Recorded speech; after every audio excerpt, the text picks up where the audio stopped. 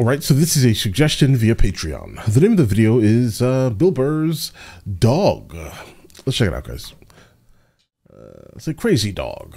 I gotta tell you though, becoming a dad though was the greatest, is the greatest thing that ever happened to me, man. It really is. I don't have any jokes about my kid. No, it is.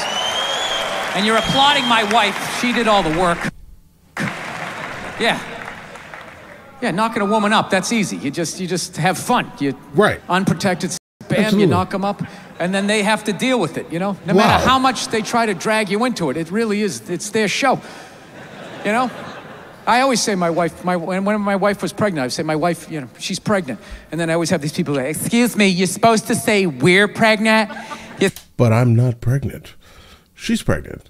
I mean, I get it. I've heard this all the time. Like, you're supposed to say we're the ones that are pregnant because we're both going through it at the same time. We're going through the hellish mood swings. Absolutely. You know, that's probably at most that I'm personally going through.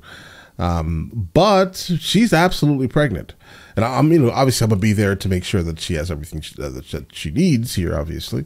But she's pregnant. It's supposed to say we're pregnant. It's like, well, I'm not a seahorse, so I'm not pregnant. My wife is pregnant. Look at her, she's putting on weight. Her feet are swelling up. You know, she's miserable. Miserable. I'm still doing pull-ups. I'm crushing it while being pregnant. I'm still drinking, smoking. Yeah. Now, the only thing that sucked was I had to get rid of my dog. Yeah, had to find her a new home. Well, I finally had to admit that she was fucking crazy. I got a crazy rescue dog. And yeah, it was one of these fucking dogs, man. It tried to kill both my parents. No, it tried to kill my father-in-law. I remember when he got the dog. He spoke about that. It bit one of my friends. I'd have family come over, friends or whatever. We have to stick it in the back room, like lock the door. And the first hour, it would just be throwing itself up against the door. Ah! Kill all you! I'll kill all you! Looking under the door, I can see your feet! I know what you smell like! Yeah, it's a crazy dog, bro. I'll follow you home, I'll find you! Listen, what's funny is that I've never really got arrested. No, yes I have. Yes, apologies, guys. Yes I have. Yes I have. I got a Great Pyrenees. Grand Pyrenees, guys. Oh God, I think it's called a Great Pyrenees. I forgot. It's been so long, guys. I don't have the dog any longer. I think she got stolen. Like she was all white. She was absolutely gigantic. You know, dew claws and all that stuff, right? Originating from the Pyrenees Mountains in France. Like it was an absolutely beautiful dog. Okay. And she had issues, a lot of issues. I don't know. I think the previous owner had done something to the point where both of her front arms were broken, basically. You know, but we gave her a new home and these type of things, right? And she was not normal, guys. I can't explain it. She wasn't like my other dogs. But you know, I listen. Rescue dog if you can.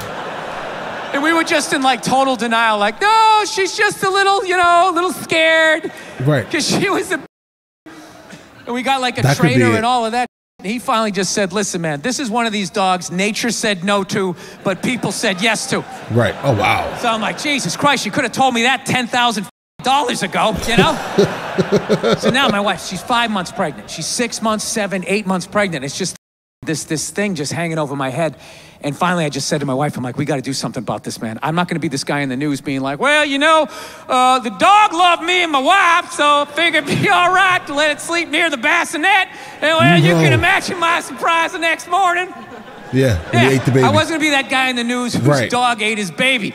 Right. No. I got to get rid of this thing. Not that guy. We call my trainer, and he goes, all right, I'll take it, okay? So thank God they're not going to put the dog down or anything like that. So I'm like, thank God. So he goes, I'll come back in a week. And it was very sad because we both love this dog, like with all our hearts, right? And what amazed me, though, was over that week, the way my wife handled grief versus me. It was so mature. She just, like, took it on. I just went into denial. I was just like, well, I'm not giving it away tomorrow, so I'm not going to think about it. I just called the dog up in the bed, started petting her and lashing out at people for no fucking reason, right? My wife, on the other hand, she just went right into the bathroom that night. She was brushing her teeth. I could just hear her quietly crying, like, quietly crying. I swear to God, I was on the bed and I got mad at her. Right. I didn't yell at her. I had it just internal, you know? And I was just thinking, like, why is she having the proper emotion in the fucking moment? Why isn't she just blocking it out the way I am, right? Just I don't would deal do with the it same thing. and give it away, and then just start yelling at people the way I do. Well, right, and that's what we did. I just blocked it out, and every night she would cry a little bit more the whole week. Till the night before, she's like, right? And what I didn't realize was she had cried herself into acceptance.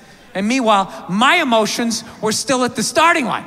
Right. And then there's a knock at the door, and she goes, okay, he's here. Go get the dog. And I'm like, hey, Cleo. And she popped her head up, and I saw her wagging her fucking tail. And all of a sudden, 8 years of conditional love all started bubbling up. And I was like, oh, not now. Not now. Conditional love. Guys. So I just pushed it down. I just walked at her like some weird game show host. Hey, how are you? I'm smiling for no reason, all right?